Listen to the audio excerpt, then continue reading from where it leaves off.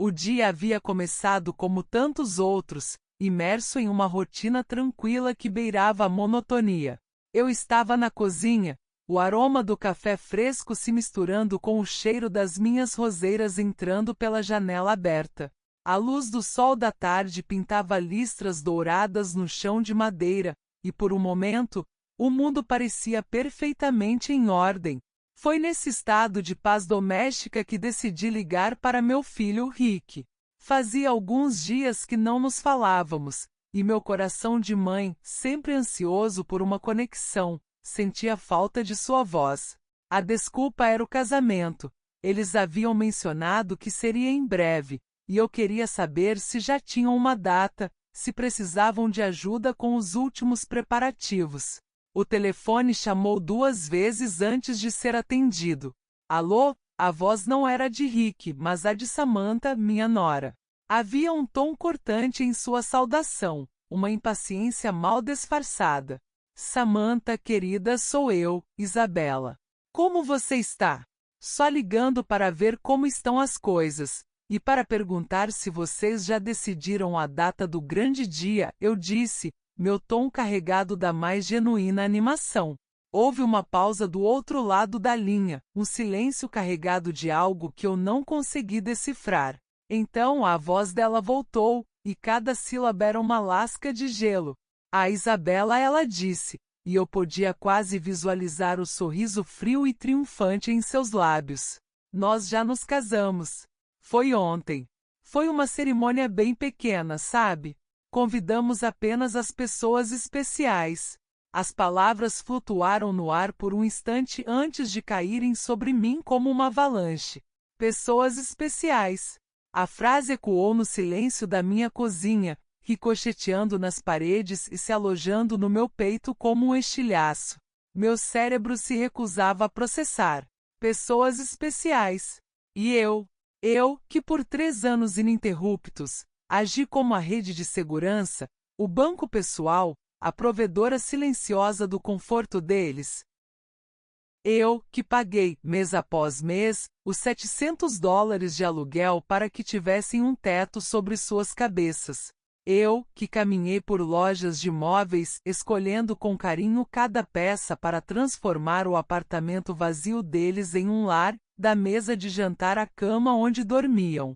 Eu, que fazia compras extras toda semana, enchendo a geladeira deles com comida para que nunca sentissem a pontada da fome. Eu, aparentemente, não era uma pessoa especial. O telefone em minha mão pareceu de repente feito de chumbo, pesando 1 tonelada. Meus olhos buscaram os de Rick, que estava ao fundo, mas ele desviou o olhar, um ato de covardia tão flagrante que doeu mais do que um tapa. Vi pelo canto do olho Samantha se acomodar com uma satisfação presunçosa no sofá de veludo azul que eu havia presenteado a eles no Natal anterior. Um sofá comprado com o dinheiro que eu economizara para uma pequena viagem, uma viagem que adiei porque eles precisavam tanto, de um lugar decente para receber os amigos. Minha mente viajou para o meu armário, onde um vestido de seda verde pálido, que me custou $380, estava pendurado, intocado. Eu o havia comprado imaginando aquele dia. Imaginei-me de pé, discretamente orgulhosa, enquanto meu único filho dizia sim. Imaginei as fotografias, os sorrisos, a memória de um dia que deveria ser um dos pilares da história da nossa família. Agora, o vestido era apenas um sudário para as minhas esperanças mortas. Por semanas, minha vida girou em torno daquele evento fantasma. Havia separado $2.500 em um envelope, uma ajuda substancial para o início da vida de casados. Havia ligado para minha irmã, Marta, em Chicago, a voz transbordando de alegria ao compartilhar a boa nova. Havia feito uma faxina completa na casa, polindo a prataria e comprando o melhor vinho, na esperança ingênua de que eles viessem celebrar comigo depois. Cada um desses atos de amor agora parecia um ato de pura estupidez.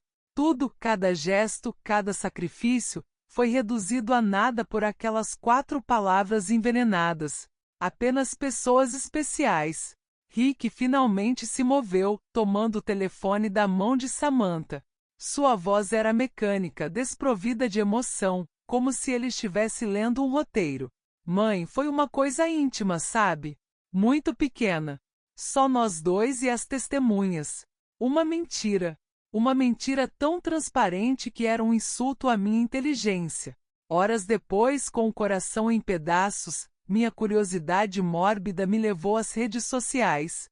E lá estava a prova da traição, em alta resolução para o mundo ver. Os pais de Samantha sorrindo de orelha a orelha, abraçados aos noivos.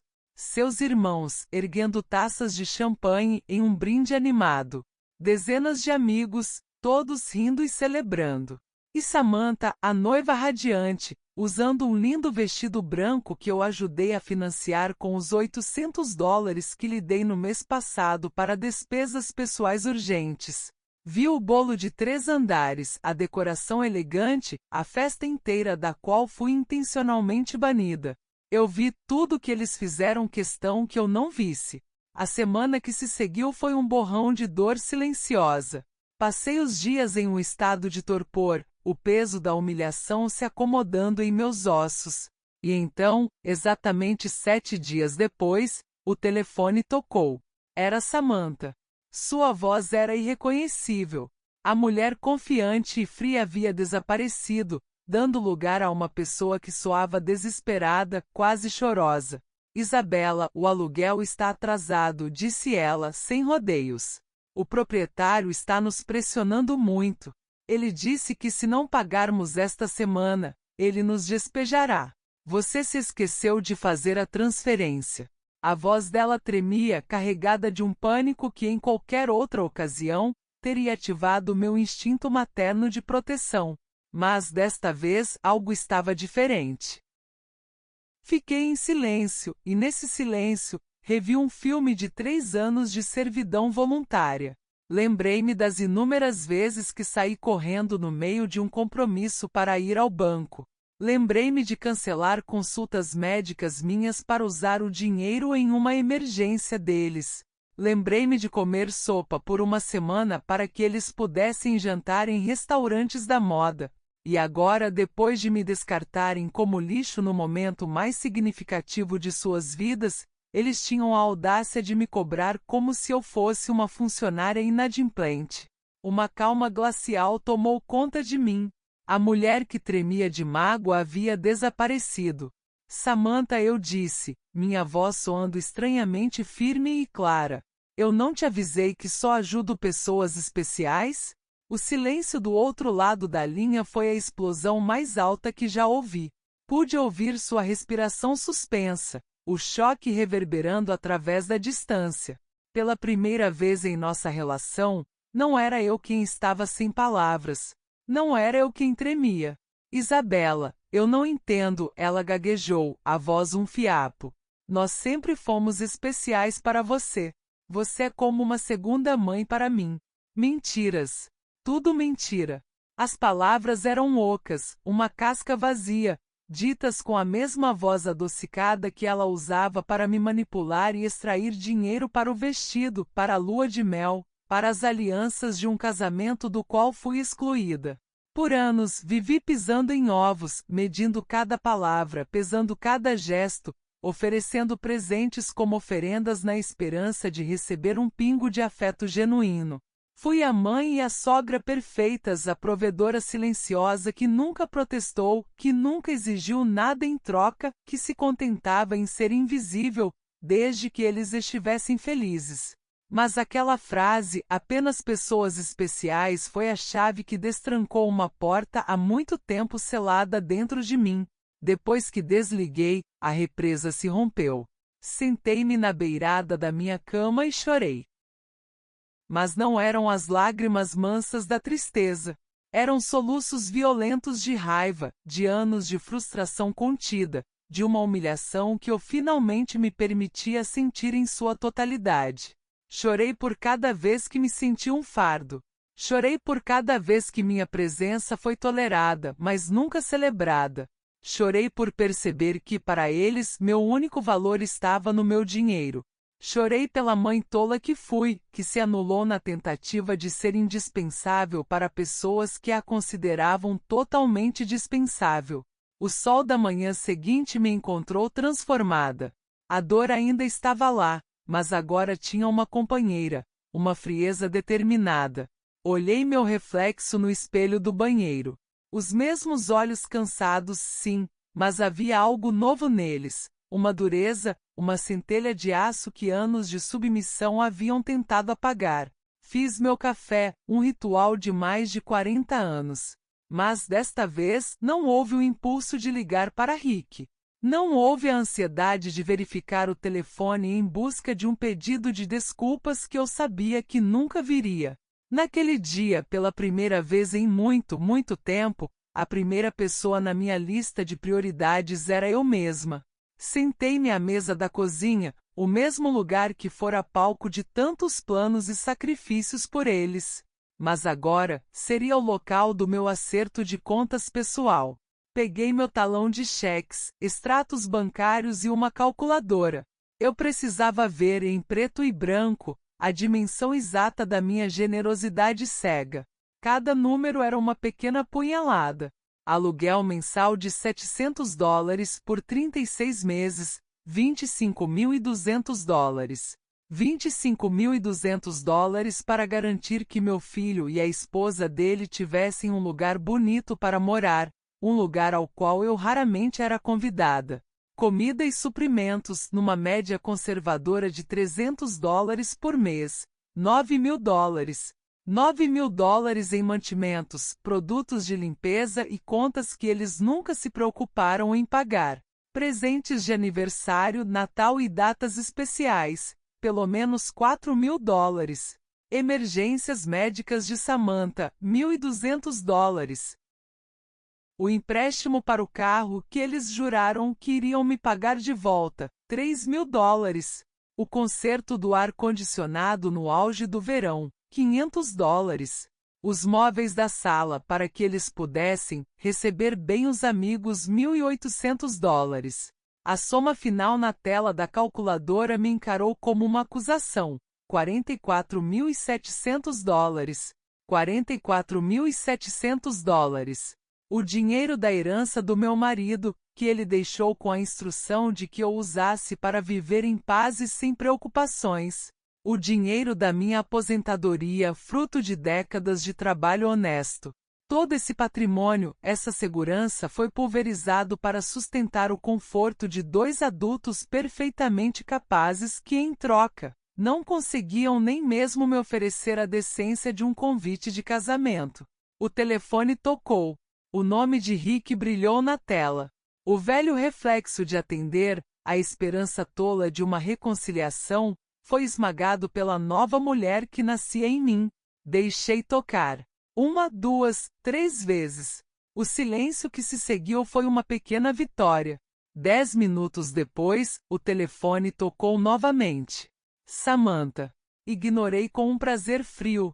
Então, uma mensagem de texto de Rick. Mãe, por favor, atenda. Precisamos conversar. Apaguei-a sem sequer sentir uma pontada de culpa.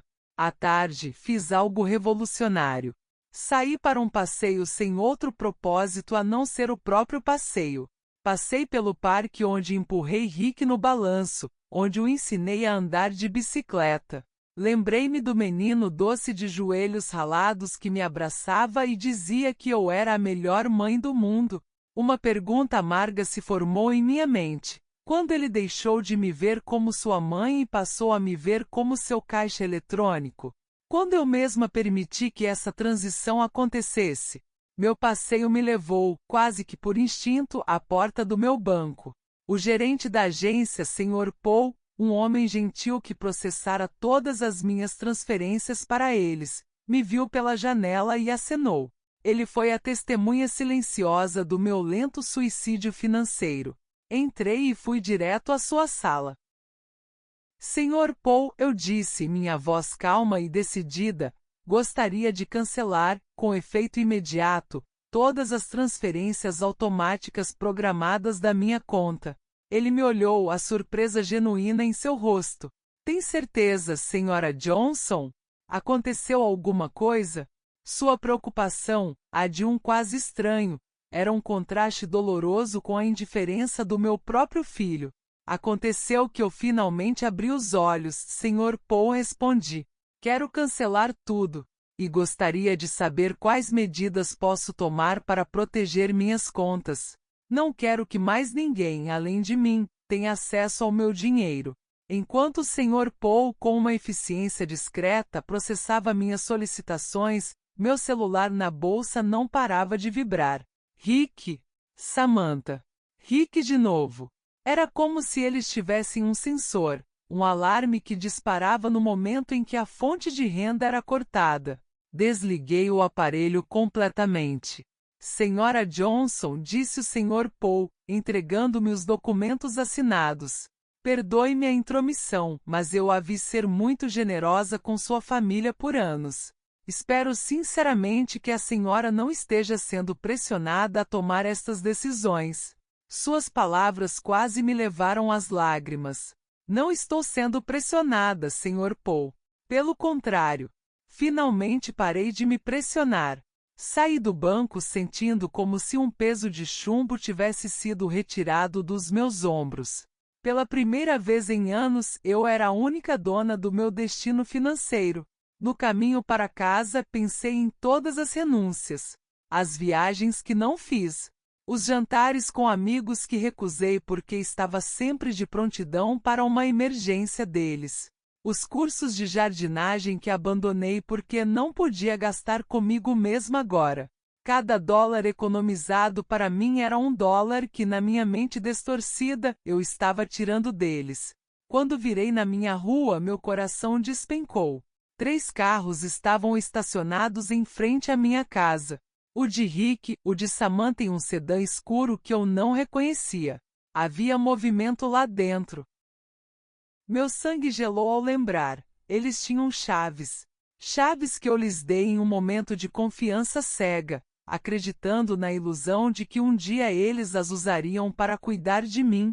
Parei o carro, respirei fundo e senti a raiva fria se transformar em uma armadura. Chega de ser a vítima. Era a hora do confronto.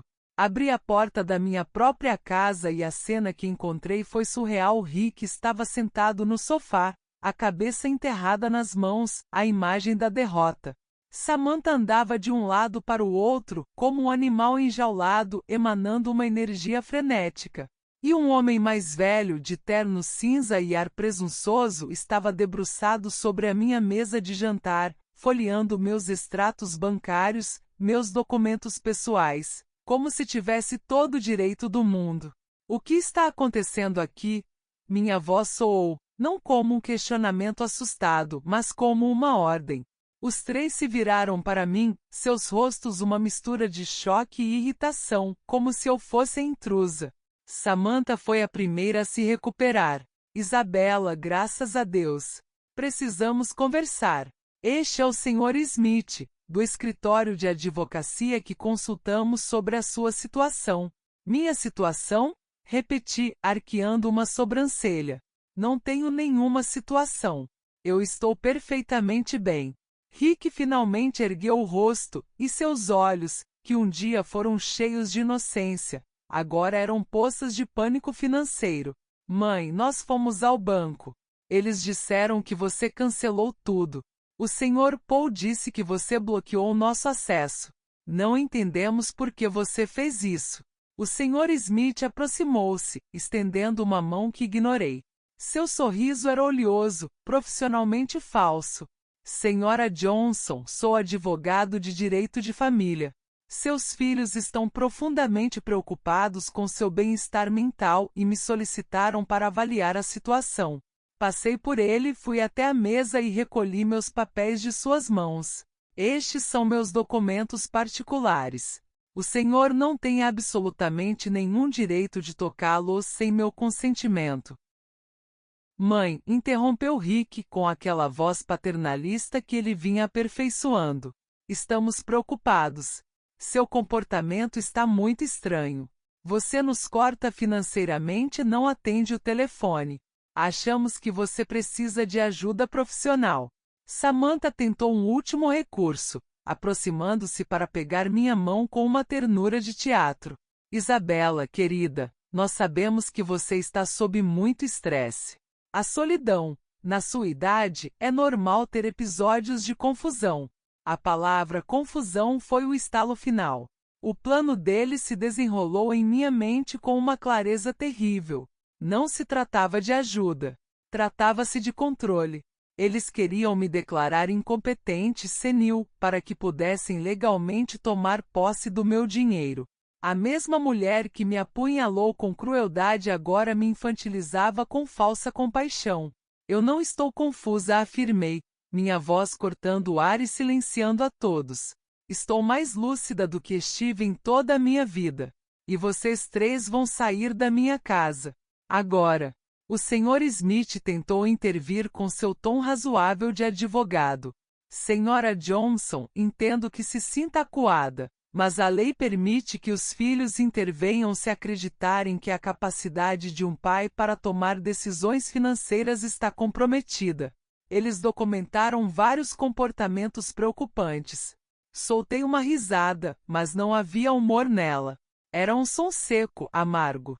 Comportamentos preocupantes? Como decidir que meu dinheiro, ganho com meu suor, me pertence? Como decidir parar de financiar a vida de dois adultos saudáveis que me tratam como um fardo? Samantha deu um passo à frente, o rosto contorcido em uma máscara de indignação. Nós nunca te tratamos mal. Somos sua família. E tudo que você tem será nosso um dia, de qualquer forma. Estamos apenas acelerando o processo. Aí estava. A confissão. A verdade nua e crua, despida de qualquer fingimento. Na visão deles eu já era um fantasma, e meus bens, a herança deles, sendo injustamente retida por mim. Fora, eu disse novamente, a palavra saindo como uma bala. Apontei para a porta. Peguem suas coisas e saiam da minha casa. Rick se levantou, a expressão de uma criança mimada cuja vontade foi contrariada. Mãe, não podemos simplesmente sair. Temos obrigações. O aluguel, o carro, o cartão de crédito do qual você é fiadora. Você não pode nos abandonar. Não posso. Minha voz se elevou finalmente, vibrando com a força de anos de silêncio. Quem disse que não posso? Por anos eu paguei por uma vida da qual fui excluída. Por anos eu enchi uma geladeira em uma casa onde não era verdadeiramente bem-vinda. Chega! O Sr. Smith, em uma última tentativa, colocou uma pasta na mesa. Preparamos uma procuração, apenas temporária, para que Rick e Samantha possam ajudá-la a administrar suas finanças até que a senhora se sinta melhor. Peguei a pasta. Senti o peso do papel, o peso da traição final. E com uma calma deliberada, rasguei-a ao meio e depois em 4, e deixei os pedaços caírem no chão.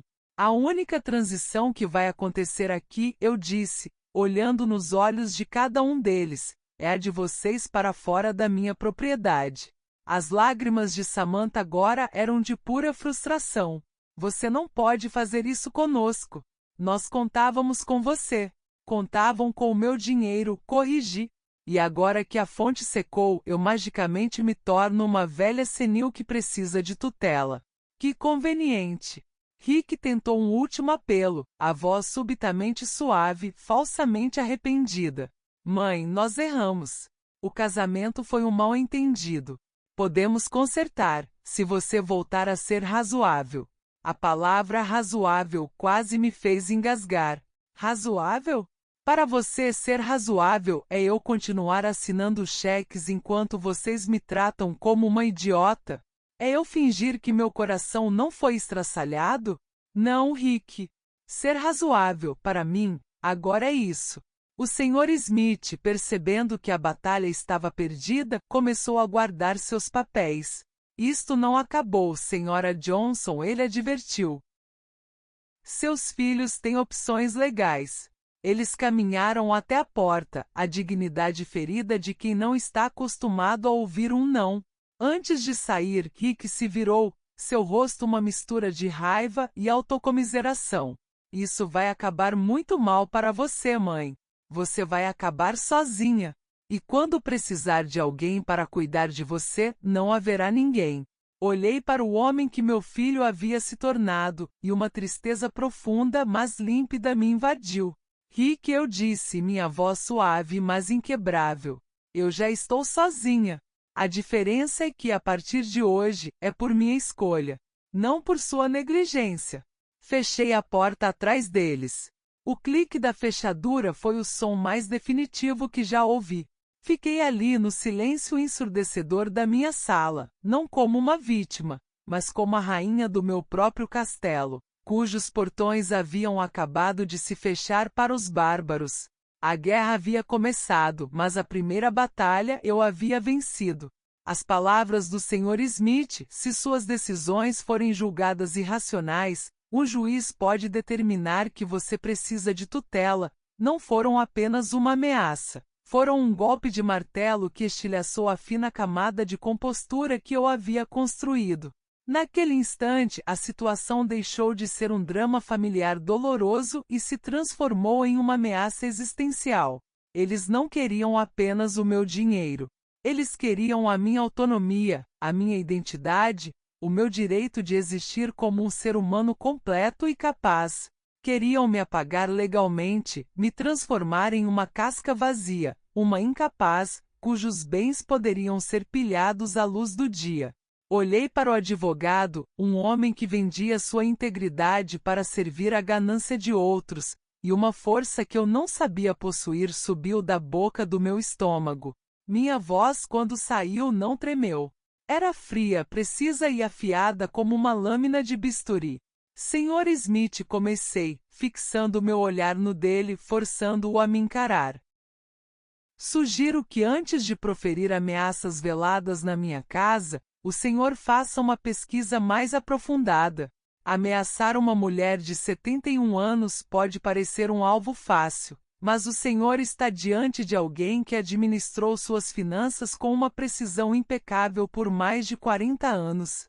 Alguém que, após a morte prematura do meu marido, criou um filho sozinha, garantindo que ele tivesse todas as oportunidades que eu não tive.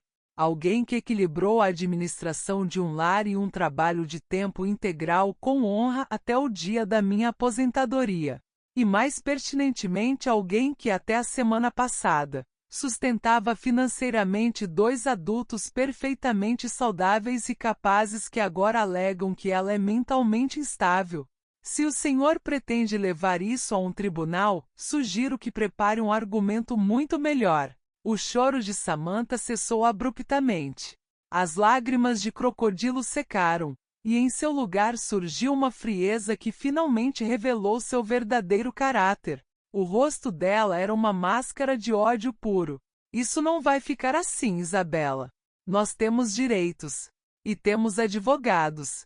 Perfeito, respondi, dando um passo à frente, sentindo-me dona daquele espaço pela primeira vez em anos. Contratem todos os advogados que quiserem. Usem suas economias, seus salários. Ah, é mesmo. Vocês não têm nada disso, não é? Bem, então usem o seu próprio dinheiro, é claro, porque a minha conta bancária, o meu caixa eletrônico pessoal, está permanentemente fechado para financiar seus chiliques legais. A dignidade ferida deles era quase palpável enquanto caminhavam em direção à porta. Eram como monarcas depostos, expulsos de um reino que já consideravam seu por direito. Antes de cruzar o umbral, Rick, meu filho, virou-se para mim uma última vez. Não havia remorso em seu olhar, apenas a frustração de uma criança contrariada. Mãe, isso vai acabar muito mal para você. Você vai acabar sozinha. E quando realmente precisar de alguém para cuidar de você, não vai ter ninguém. Uma tristeza profunda me atingiu, não por mim, mas por ele. Pelo homem fraco que ele havia se tornado. Rick, eu disse, minha voz suavizando, mas não perdendo a firmeza. Eu já estou sozinha há muito tempo. A diferença é que, a partir de hoje, é por minha própria escolha, não por sua negligência. Fechei a porta atrás deles. O som do trinco se encaixando foi o ponto final mais satisfatório que já ouvi. A sala, antes cheia da energia tóxica deles, agora estava imersa no silêncio mais belo e profundo. Era o silêncio da liberdade. Naquela noite, o sono me evitou. Mas não era a insônia da tristeza ou do arrependimento. Era a eletricidade da adrenalina pura. Meu corpo estava exausto, mas minha mente estava em chamas. Deitada na escuridão, eu não via sombras, via um campo de batalha. Revi cada movimento, cada palavra, cada olhar. Eles haviam feito sua jogada. Agora era minha vez. Se Rick e Samantha queriam uma guerra, eu lhes daria uma. Mas não seria uma batalha travada com gritos e lágrimas, as armas deles. Seria uma guerra de inteligência, de estratégia, de fatos. Uma guerra que eu lutaria com a cabeça erguida. Às 6 da manhã, muito antes de o sol nascer, eu já estava de pé, vestida e com um plano.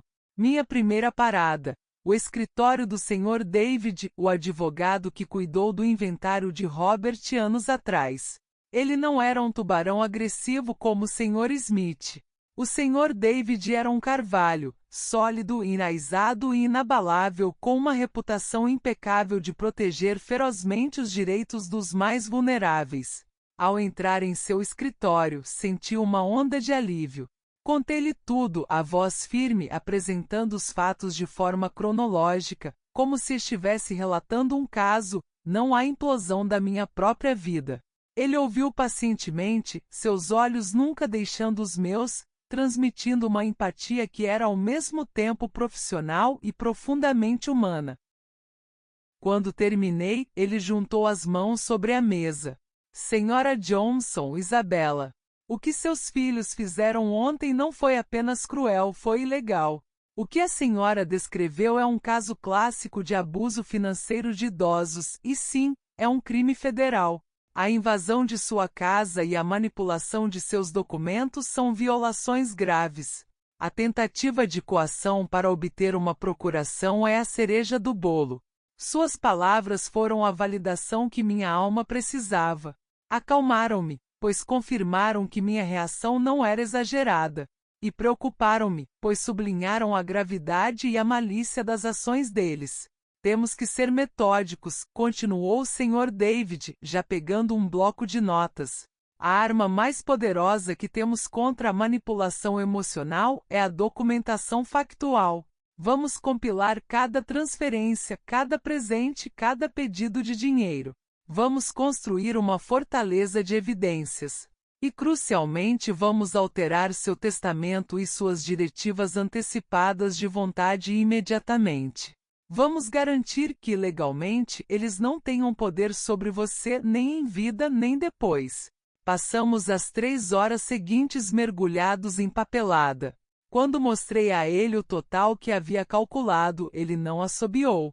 Ele tirou os óculos, esfregou os olhos e me olhou com uma tristeza palpável. Senhora Johnson, o valor que está aqui não é o de $33.400. O valor aqui é o de uma aposentadoria tranquila, de viagens à Europa, de aulas de arte, de uma vida de conforto que a senhora merecia e que lhe foi roubada, não por ladrões na rua, mas pelas pessoas que a senhora mais amava. Saí de lá com uma lista de tarefas que se tornou meu novo evangelho. Minha dor estava sendo canalizada em ação.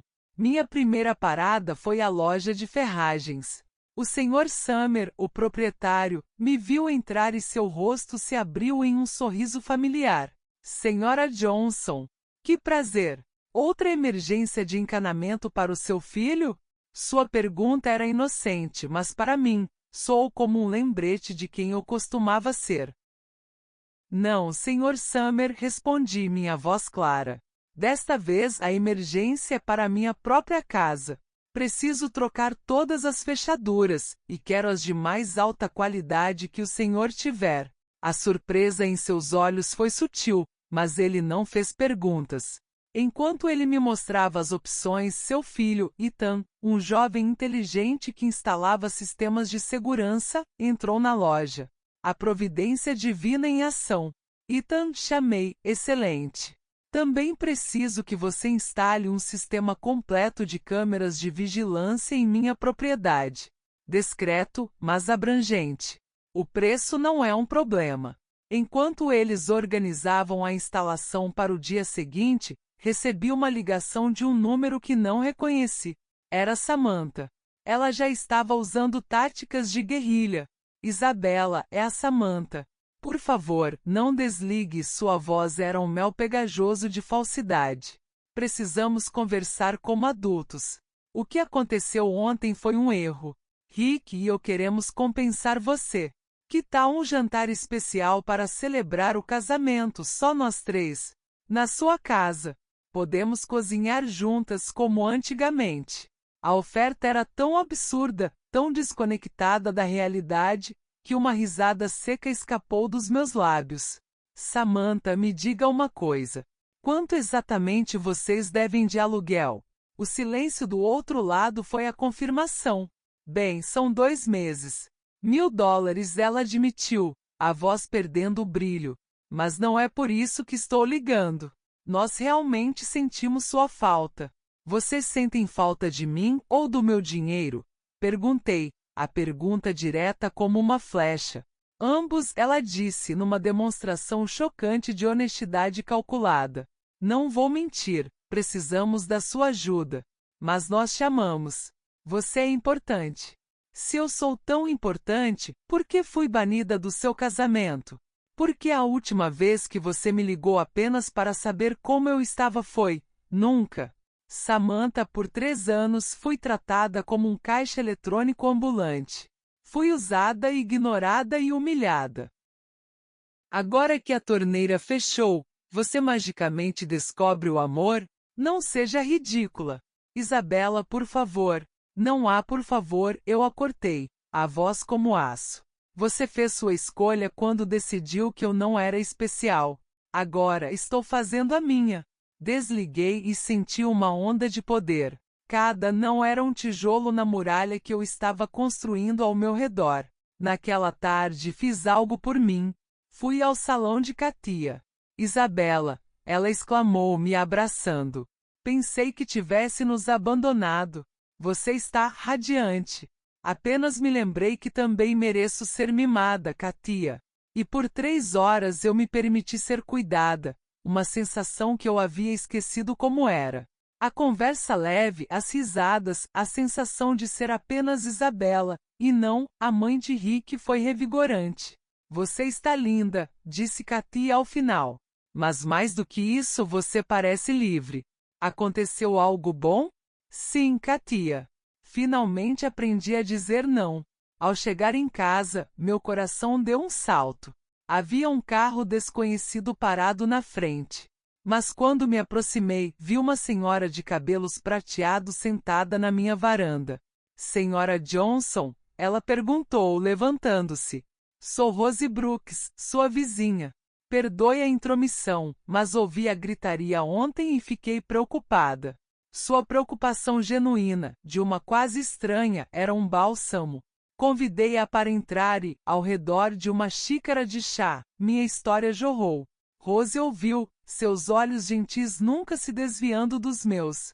Quando terminei, havia lágrimas nos dela. Minha querida, você fez a coisa absolutamente certa, disse ela. Eu passei por isso. A mesma chantagem emocional, as mesmas ameaças veladas. Cortei o dinheiro e no início foi um inferno. Mas eles aprenderam. Tiveram que aprender. E hoje temos um relacionamento baseado em respeito, não em dependência. Suas palavras foram a validação de uma veterana de guerra para um novo recruta. Ela me deu esperança.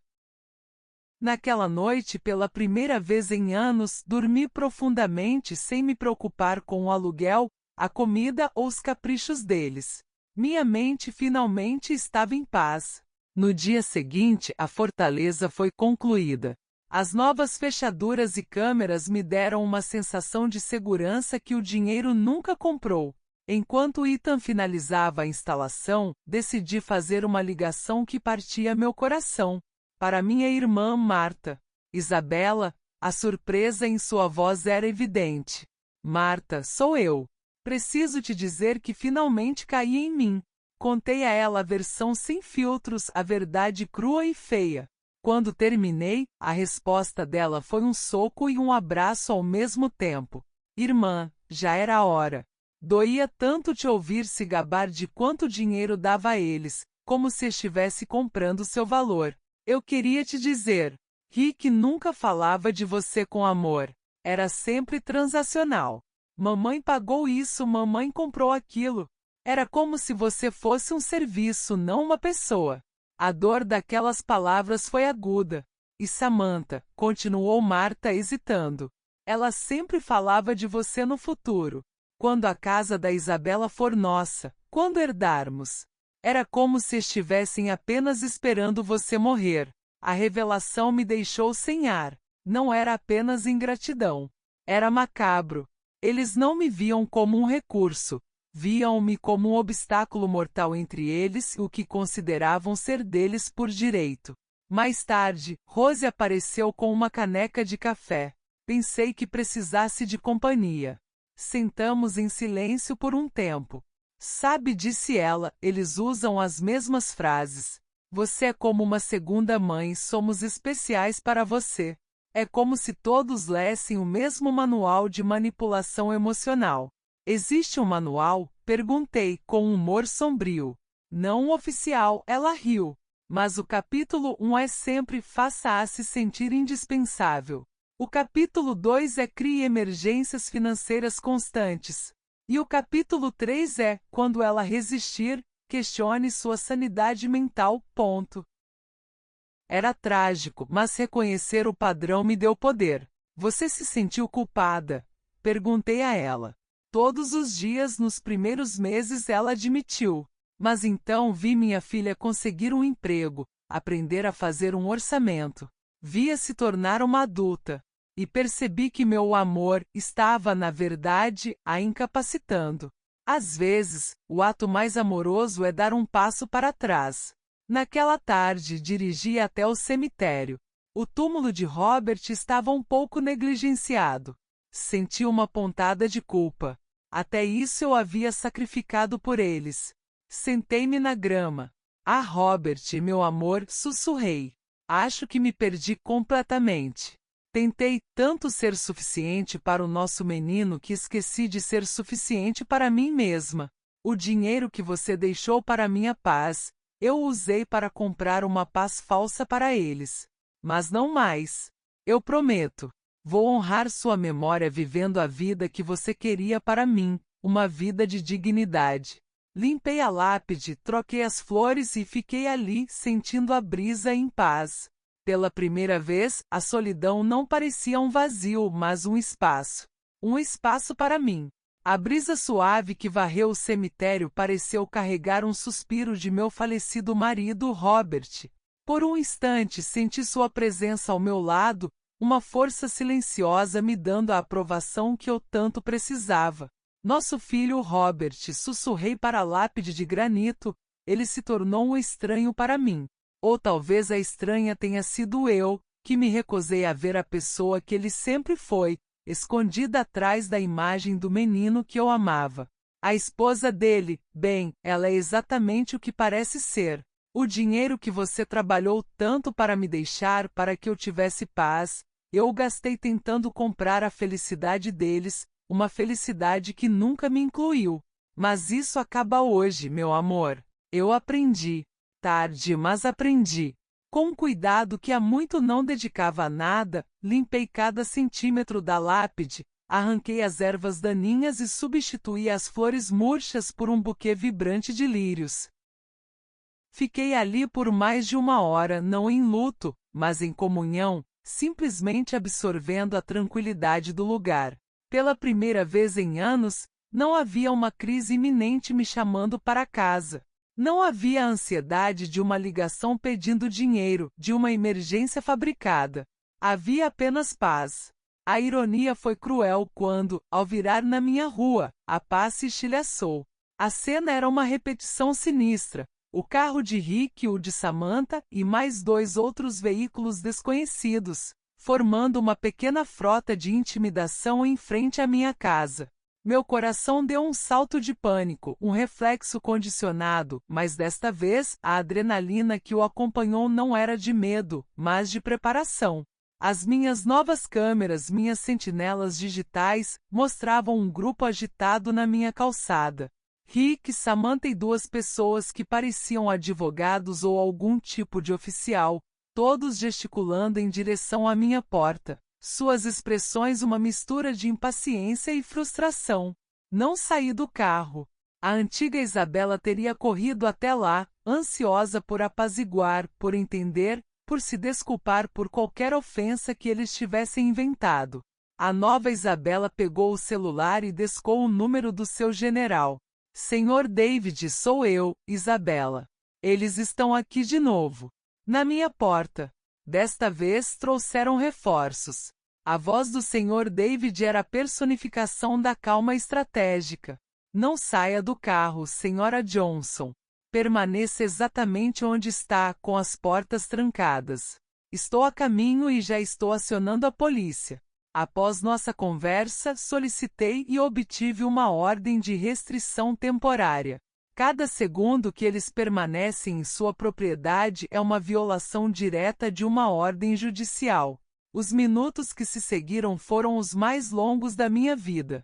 Eu, uma espectadora em meu próprio carro, assistindo ao drama se desenrolar em frente à minha casa. Então o espetáculo começou. As luzes azuis e vermelhas das viaturas da polícia pintaram o entardecer, chegando silenciosas, mas com uma autoridade inquestionável. O Sr. David chegou logo em seguida, seu carro parando atrás das viaturas com uma precisão calma. Observei, como se assistisse a um filme mudo, os policiais abordando o grupo. Vi a incredulidade no rosto de Rick, seguida por uma onda de raiva impotente quando ele gesticulava, tentando argumentar. Vi Samantha iniciar sua performance habitual de lágrimas, mas desta vez, os policiais permaneceram impassíveis, seus rostos eram máscaras de profissionalismo. O Sr. David se aproximou, entregou um documento a um dos oficiais, e a dinâmica mudou instantaneamente. A discussão acabou. A autoridade deles evaporou. Um dos policiais se aproximou do meu carro e bateu suavemente no vidro. Senhora, pode sair em segurança. Seus visitantes estão de partida. Ao sair do carro, o ar da noite pareceu mais fresco, mais limpo. Mas o veneno ainda precisava ser expelido. Mãe, gritou Rick do outro lado da rua, a voz cheia de uma indignação ultrajada. Isso é ridículo. Somos sua família. Você não pode chamar a polícia para o seu próprio filho. Parei e me virei para encará-lo, não a mãe ferida, mas uma mulher que finalmente conhecia seu próprio valor. Rick, respondi, minha voz clara e firme, surpreendendo até a mim mesma. Família não ameaça os seus com processos de incompetência para roubar seu dinheiro. Família não invade a privacidade e a segurança do lar de alguém. Família não trata uma mãe como um caixa eletrônico descartável. Vocês deixaram de agir como minha família há muito tempo. Você vai nos pagar tudo o que nos deve, gritou Samantha, a voz estridente de ódio. Temos contas em que você é fiadora. Você não pode simplesmente nos abandonar. Antes que eu pudesse responder, o Sr. David interveio, sua voz cortando o ar como um chicote.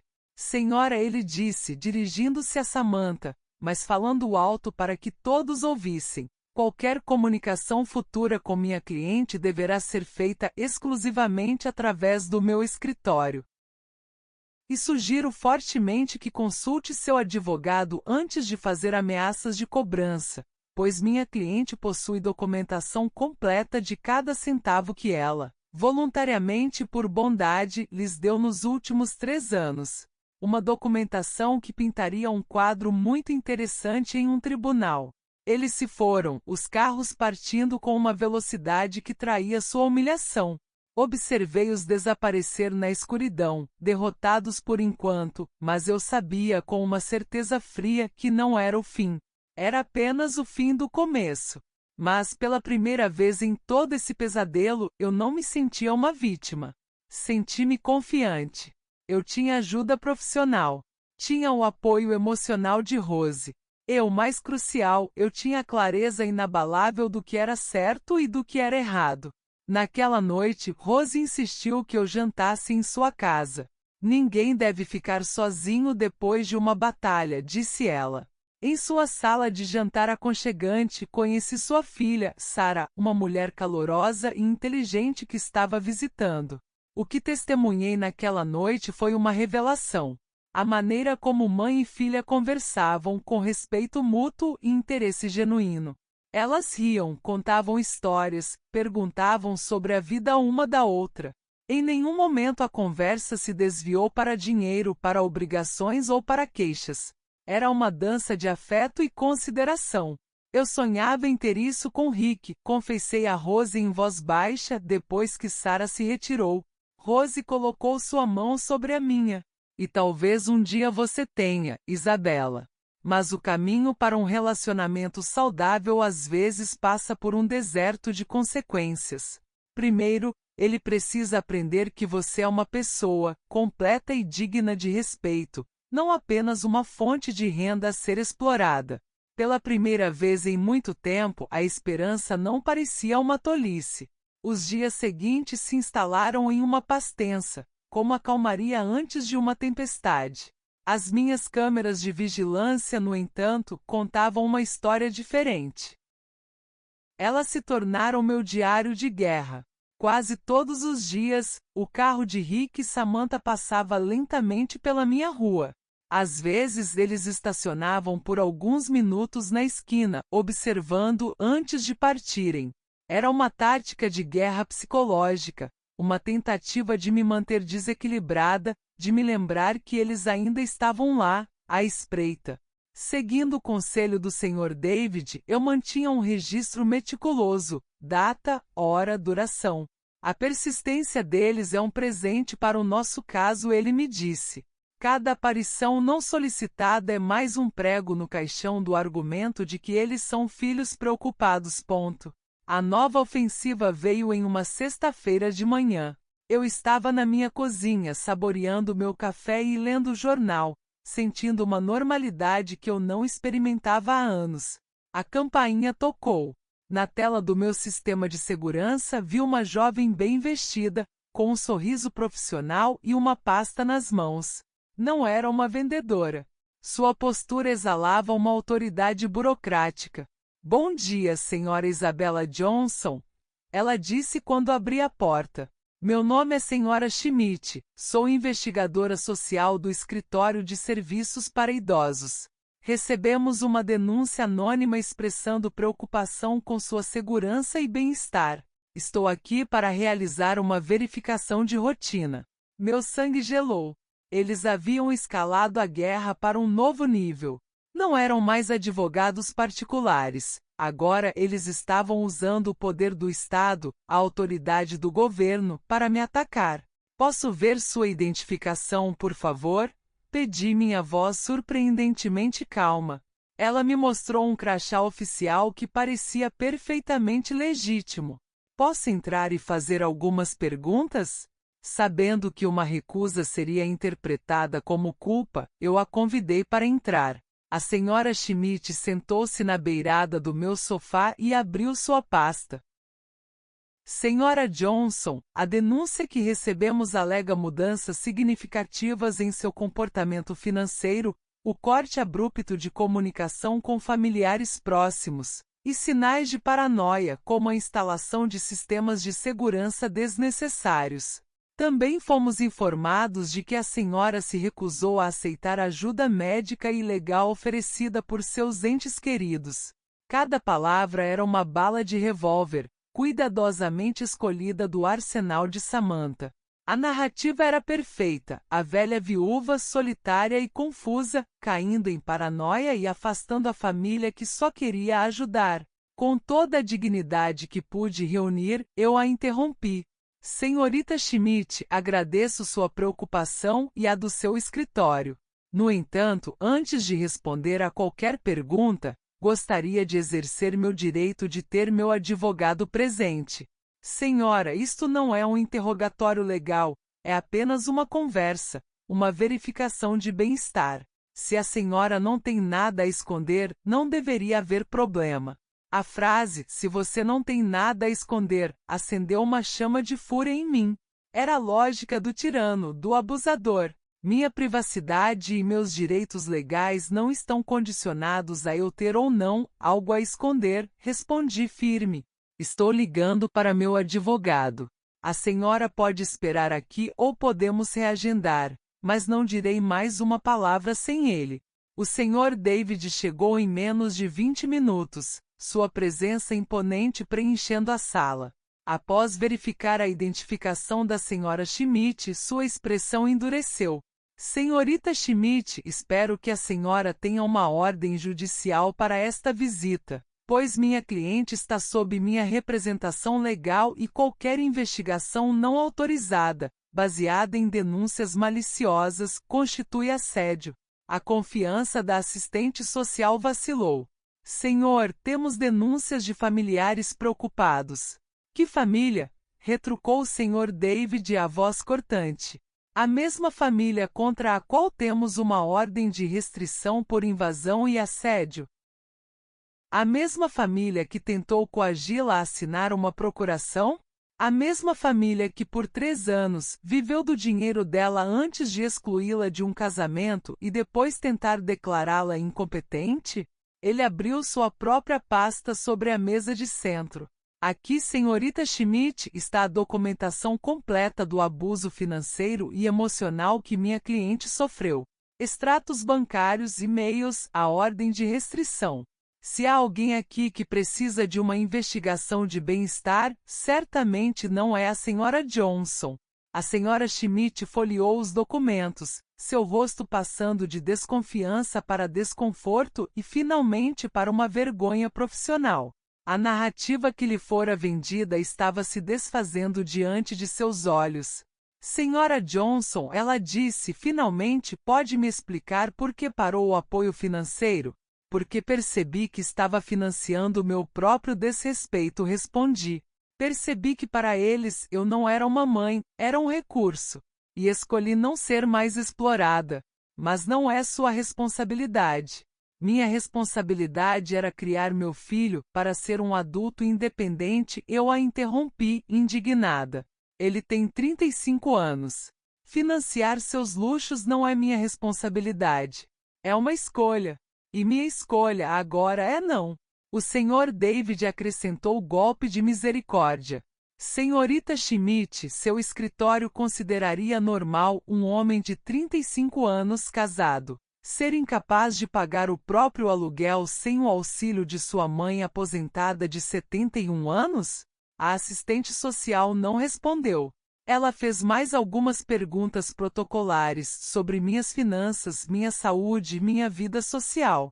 Ao final, fechou a pasta.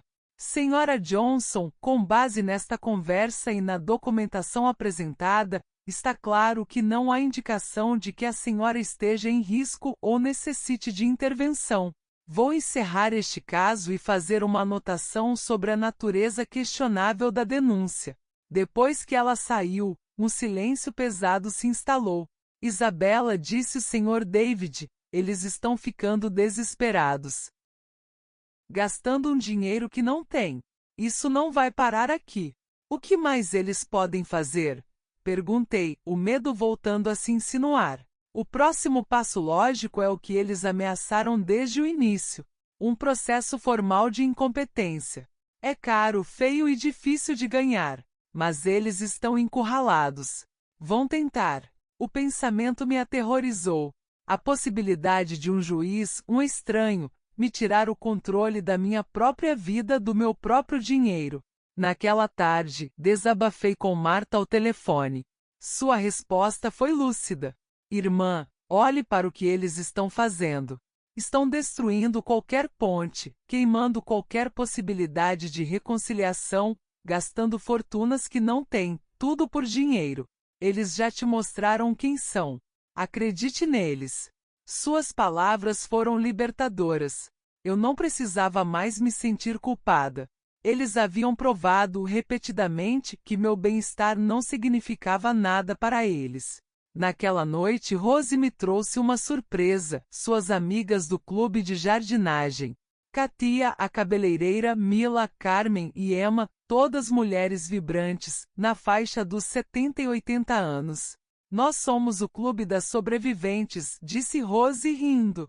Todas nós já lidamos com abutres familiares de um tipo ou de outro. Passamos a noite compartilhando histórias, e descobri que a minha, infelizmente, não era a única. O que mais me dói, confessei a elas, não é o dinheiro. É perceber que o amor que eu pensei que tinha, na verdade, nunca existiu. Emma, uma mulher de 80 anos com olhos que continham galáxias de sabedoria, pegou minha mão.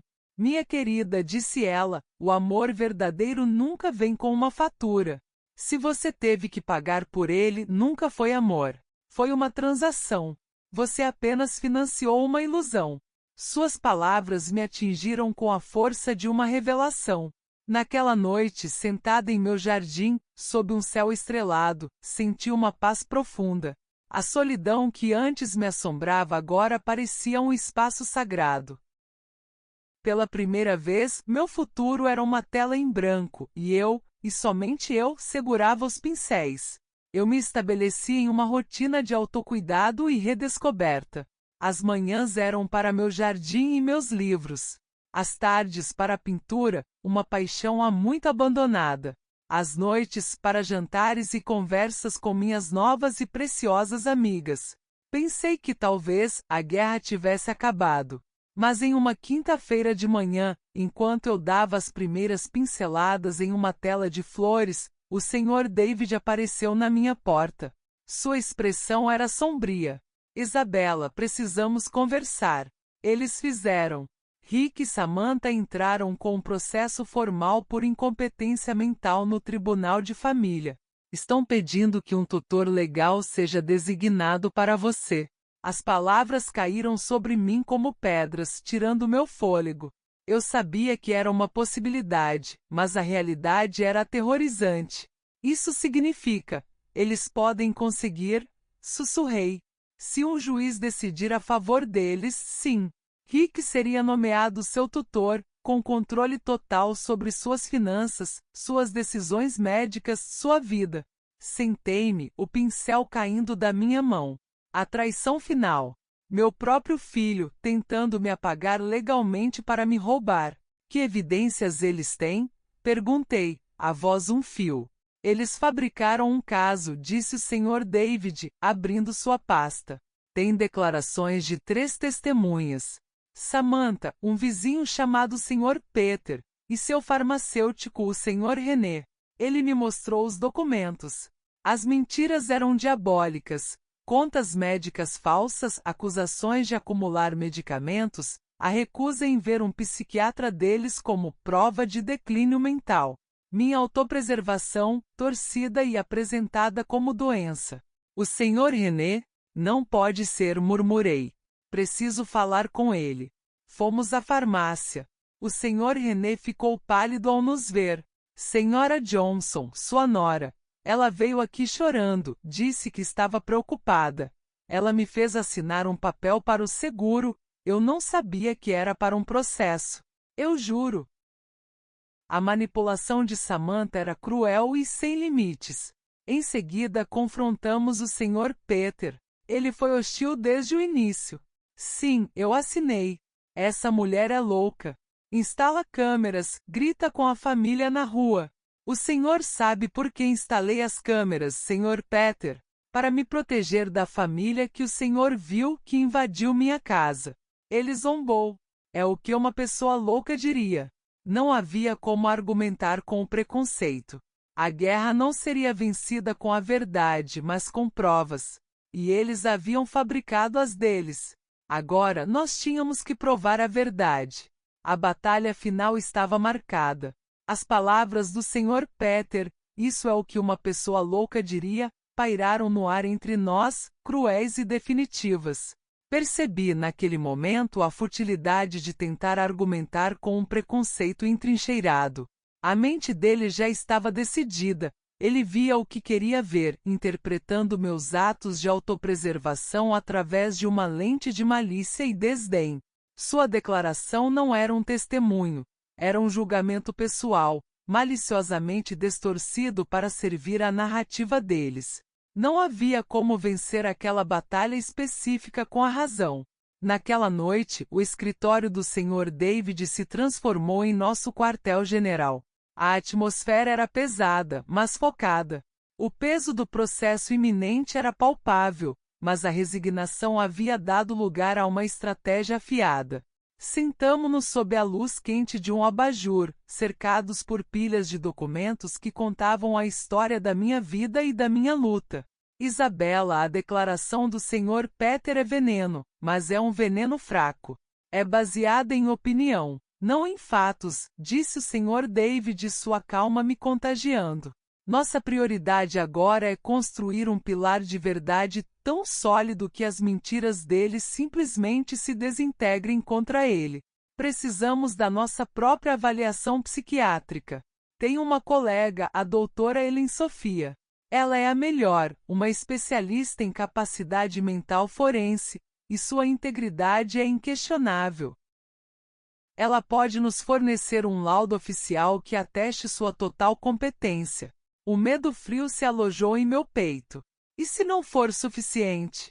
E se Rick e Samantha tiverem encontrado um juiz simpático à causa deles? E se nada disso importar porque o sistema já está inclinado a acreditar na família preocupada, em vez da velha senhora confusa? O Sr. David tirou os óculos e me olhou com uma seriedade profunda. Isabela, o sistema legal não é perfeito, longe disso.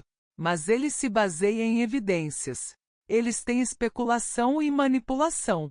Nós temos fatos, documentos e, em breve, um laudo psiquiátrico de uma especialista de renome. O juiz designado para o caso, o juiz Michael, tem uma reputação de ser meticuloso e justo. Ele não se impressiona com lágrimas de crocodilo. Ele se dedica a proteger os direitos dos idosos. Nós não vamos entrar naquela sala de tribunal esperando por sorte. Nós vamos entrar armados com a verdade. E vamos lutar. Sua confiança era uma âncora. No dia seguinte, fui à minha consulta com a doutora Sofia. Seu consultório era um santuário de calma, com paredes em tons suaves e arte de bom gosto. Ela mesma era uma mulher de seus 50 anos, com um olhar que era ao mesmo tempo gentil e incrivelmente astuto. Senhora Johnson, disse ela com um sorriso tranquilizador, isto não é um interrogatório. É uma conversa complementada por alguns exercícios. Quero que se sinta à vontade. Leve o tempo que precisar e, acima de tudo, seja sincera. Por 2 horas intensas, mergulhamos nas profundezas da minha mente. Ela me fez perguntas sobre minha memória de curto e longo prazo, minha capacidade de gerenciar finanças complexas, meu entendimento dos processos legais que eu estava enfrentando, minha saúde emocional. Ela me apresentou quebra-cabeças lógicos, problemas matemáticos e cenários hipotéticos para avaliar meu raciocínio crítico. Em nenhum momento me senti julgada, senti-me vista. No final, ela pousou a caneta e me encarou. Senhora Johnson, seus resultados não são apenas normais. Eles estão bem acima da média para sua faixa etária. Sua memória está intacta, seu raciocínio lógico é aguçado e sua compreensão de sua situação financeira e legal é impecável. Você não é apenas mentalmente competente, sua função cognitiva é excelente. A onda de alívio foi tão intensa que quase me faltou ar. Doutora, perguntei, a voz embargada então, por que minha família está fazendo isso? Seu olhar se encheu de uma compaixão profissional. Com base em tudo que você me contou e nos documentos que o Sr. David me forneceu, este parece ser um caso clássico, e tragicamente comum, de exploração financeira de idosos. Quando a fonte de renda é cortada, o explorador muitas vezes recorre a acusações de incompetência como uma forma desesperada de retomar o controle. Não é sobre a sua saúde, Sra. Johnson. É sobre o dinheiro deles. Saí daquela consulta sentindo-me validada, mas com uma tristeza profunda. A confirmação profissional da minha sanidade era a prova cabal da insanidade moral deles. O processo era real, necessário, e a batalha seria feia. Naquela mesma tarde, Rose, minha sentinela e anjo da guarda, organizou uma reunião de emergência em minha casa. Minha sala, que semanas antes fora palco de uma invasão, agora estava cheia do calor e da força das minhas novas amigas. Quando lhes contei sobre a data marcada para o julgamento, a indignação coletiva foi como um trovão. Isso é um ultraje, disse Mila, seus olhos faiscando. Isabela, nós estaremos lá. Todas nós. Testemunharemos a seu favor. Qualquer um com olhos para ver sabe que você está mais do que bem. Melhor do que bem, acrescentou Katia, a cabeleireira. Você está mais lúcida, forte e vibrante do que muitas das minhas clientes de 40 anos. Emma, a matriarca do grupo com seus 80 anos de sabedoria, pegou minhas mãos trêmulas nas suas, firmes e quentes. Isabela, minha querida, ouça-me. O que seu filho e sua nora estão fazendo é uma história tão antiga quanto o dinheiro. Por gerações, filhos gananciosos tentaram pintar seus pais como loucos para se apossar de suas heranças. É uma tática suja e covarde. Mas você tem armas que muitas vítimas antes de você não tiveram. Você tem documentação impecável. Você tem apoio legal de primeira. E você tem um exército. Olhe ao seu redor. Nós somos seu exército e testemunharemos a verdade. Suas palavras me encheram de uma esperança feroz. Eu não estava sozinha nesta luta. Estava cercada por uma irmandade de mulheres que haviam enfrentado suas próprias batalhas e sobrevivido. Sabe qual é a parte mais triste de tudo isso? Confessei, a voz embargada pela emoção. É a finalidade. É saber que Rick e Samantha estão dispostos a me destruir publicamente, a queimar cada ponte, a aniquilar qualquer possibilidade futura de reconciliação. Tudo por dinheiro. Mesmo que por um milagre eu pudesse perdoá-los, não há como voltar atrás disso. A família que eu pensei ter está morta. E talvez seja para o melhor, respondeu Katia com sua praticidade afiada. Pelo menos agora a ilusão se foi. Agora você sabe exatamente quem eles são e pode agir de acordo, sem falsas esperanças. Naquela noite, pela primeira vez desde que o pesadelo começou, eu chorei de verdade. Não foram as lágrimas de raiva ou frustração. Foram as lágrimas do luto. Chorei pelo filho que criei e que não existia mais. Chorei pelo sonho de uma família unida de netos que eu teria. Chorei pela ilusão de que o amor incondicional era uma via de mão dupla. Foi um funeral silencioso para a vida que eu pensei que teria. Mas das cinzas daquele luto, algo novo e inquebrável emergiu. Uma determinação de ferro. Eles poderiam tentar levar meu dinheiro, mas eu não permitiria que levassem minha dignidade, minha liberdade e a minha verdade.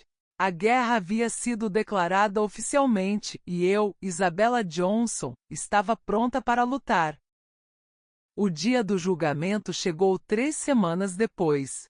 Acordei antes do amanhecer, o silêncio da casa preenchido por uma tensão elétrica.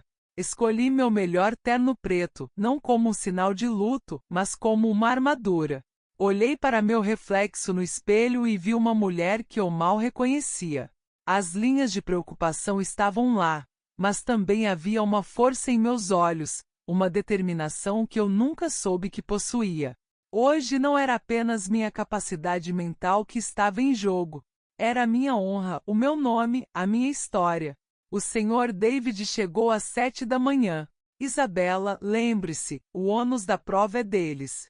Eles têm que provar, para além de qualquer dúvida razoável, que você é incompetente. Nosso trabalho é simplesmente mostrar a verdade, que você não é. A verdade está do nosso lado. No tribunal, o ar era frio e formal. No corredor, vi Rick e Samantha. Ele usava um terno caro, provavelmente comprado para a ocasião, e parecia um menino desconfortável em roupas de adulto. Samantha estava vestida de preto da cabeça aos pés, uma viúva de mentira em um funeral que ela mesma havia orquestrado. Nossos olhares se cruzaram. Rick desviou o seu, incapaz de me encarar. Samantha, no entanto, sustentou o meu, e em seus olhos não havia nada além de uma frieza calculista. Para ela, aquilo era apenas um negócio. O advogado deles, o Sr. Smith, iniciou sua declaração de abertura com uma performance teatral de preocupação. Ele me pintou como uma vítima trágica, uma viúva solitária cujo cérebro havia sucumbido ao declínio, tornando-a paranoica, irracional e presa fácil para vizinhos e advogados manipuladores que a estavam afastando de sua família amorosa. Cada palavra era uma distorção, uma faca torcida na verdade. Samantha foi a primeira testemunha deles. Sua atuação foi magistral, digna de um Oscar. Ela chorou a voz embargada, descrevendo como eu, sua segunda mãe, havia me transformado em uma estranha hostil e desconfiada. Nós só queremos o bem dela, meritíssimo. Queremos garantir que ela receba o cuidado de que precisa. Mas o interrogatório do Sr. David começou a desmantelar a farsa, peça por peça. Senhora Johnson Jr., ele começou. Usando o sobrenome de Rick, a senhora afirma que sua sogra era como uma mãe para você. Pode explicar ao tribunal por que a excluiu do seu casamento? Foi uma cerimônia muito pequena. Tão pequena que incluiu toda a sua família e dezenas de amigos? É verdade que a senhora disse à minha cliente que só havia convidado pessoas especiais. O rosto de Samantha ficou vermelho. Isso foi tirado de contexto. Então, por favor, nos forneça o contexto correto para dizer à mulher que pagou seu aluguel por 3 anos que ela não é especial. Ela não conseguiu responder. Rick foi o próximo. E vê-lo no banco das testemunhas, jurando dizer a verdade para depois mentir sobre mim, foi a facada mais profunda de todas. Ele repetiu a narrativa ensaiada sobre meu comportamento errático e a manipulação que eu estava sofrendo. O interrogatório do Sr. David foi devastador. Sr. Johnson, quanto dinheiro, aproximadamente, o senhor recebeu de sua mãe nos últimos 3 anos? Não sei o valor exato. $44.700 parece um valor correto para o senhor? O silêncio dele foi uma confissão. E nesses 3 anos, quantas vezes o senhor visitou sua mãe sem que a visita resultasse em um pedido de dinheiro? O silêncio foi ensurdecedor. Você, um homem de 35 anos, acha que precisa da ajuda da sua mãe de 71 anos para pagar seu aluguel? Rick não conseguiu responder com dignidade. Sua credibilidade se desfez. As outras provas deles foram igualmente demolidas.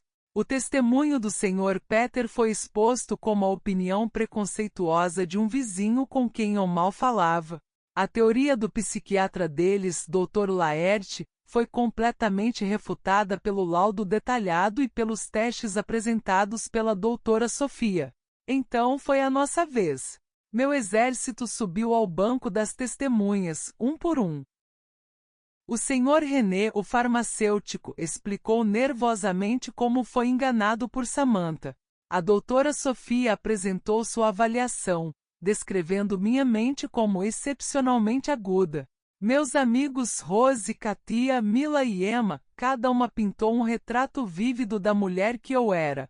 Lúcida, engajada, cheia de vida e finalmente feliz. Finalmente eu. Caminhei até o banco das testemunhas sentindo o peso e a força de 71 anos de vida. Guiada pelo Sr. David, contei minha história. A verdade.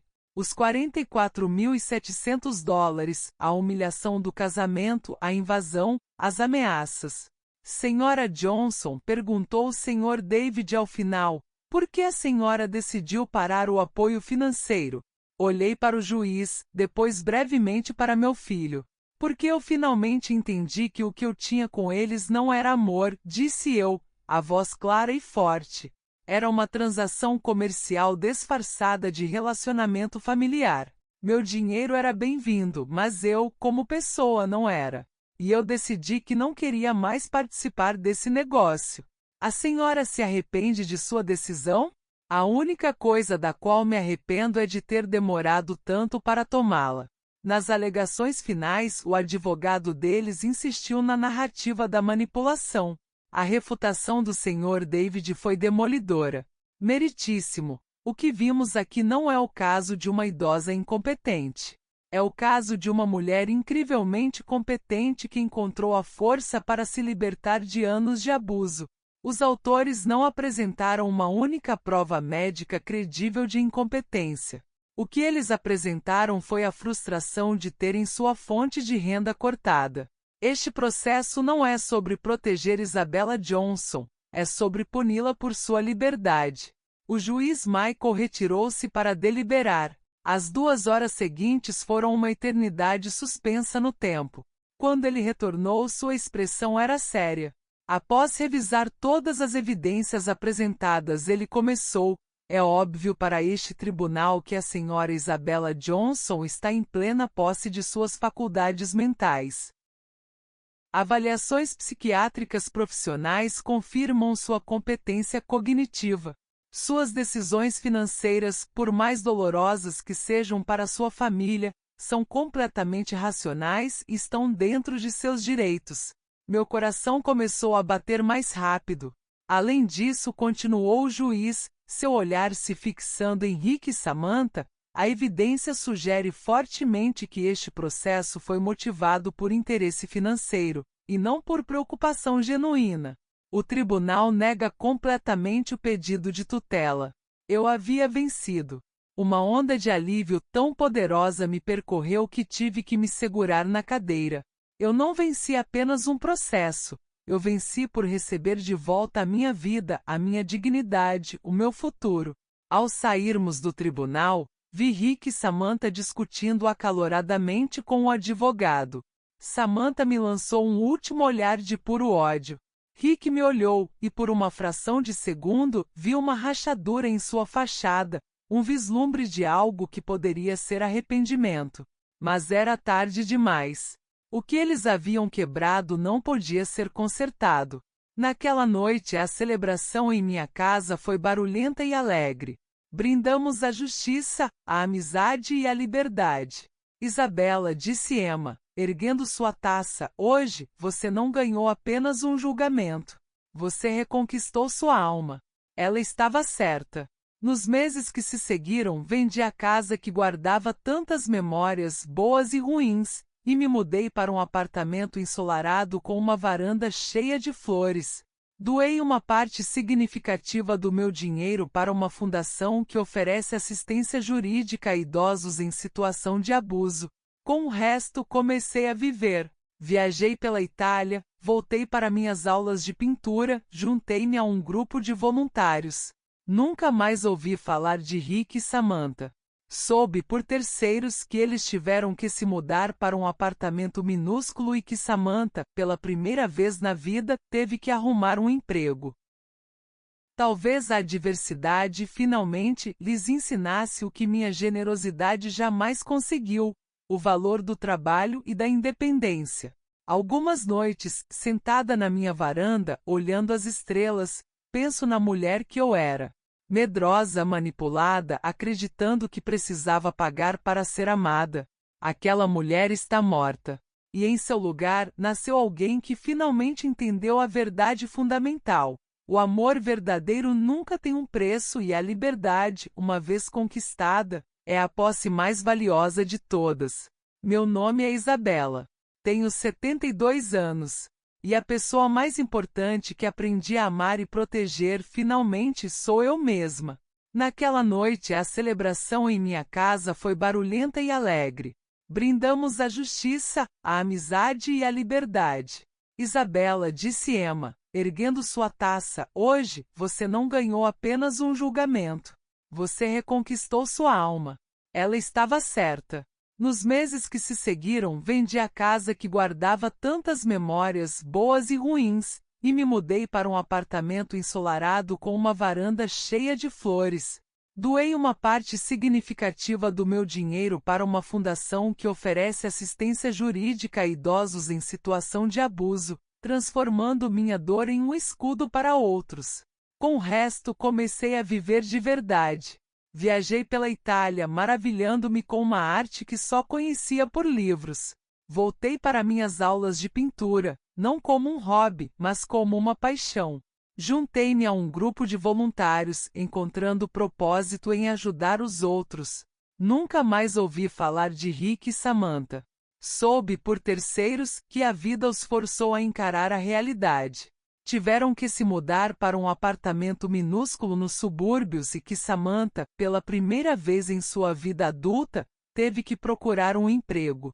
Talvez a adversidade finalmente lhes ensinasse as lições que minha generosidade excessiva nunca pôde: o valor do trabalho honesto, da independência e, quem sabe um dia, do respeito.